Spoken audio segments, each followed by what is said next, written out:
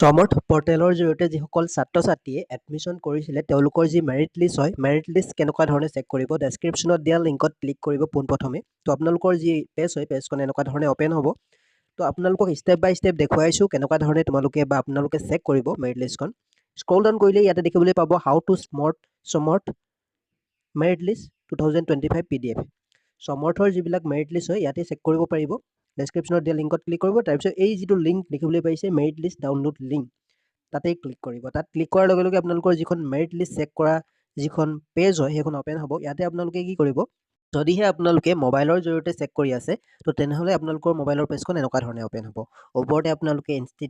institution name select কৰিব লাগিব college name select কৰিব লাগিব প্ৰগ্ৰেম তাৰপিছত আপোনালোকৰ যিখন PDF ফাইল বা যিখন আপোনালোকৰ মেৰিট লিষ্ট হয় দেখিবলৈ পাব আপোনালোকৰ নাম তো মই ইয়াতে দেখিবলৈ পাইছে ইয়াতে আপোনালোকে ডিব্ৰুগড় ইউনিভাৰ্চিটি চিলেক্ট কৰি দিছোঁ ডিব্ৰুগড় ইউনিভাৰ্চিটিৰ আণ্ডাৰত যিমানবিলাক কলেজ আছে তাৰপিছত ইয়াতে চিলেক্ট কৰিব লাগিব কলেজখনৰ নেম তাৰপিছত ইয়াতে প্ৰগ্ৰেম দেখিবলৈ পাইছে প্ৰগ্ৰেম চিলেক্ট কৰি দিব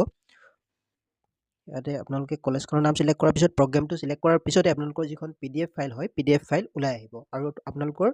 সেই লিষ্টতে নাম থাকিব আপুনি চিলেক্ট হৈছে বুলি তো এনেকুৱা ধৰণে আপোনালোকে মেৰিট লিষ্টখন চাব পাৰিব অতি সহজে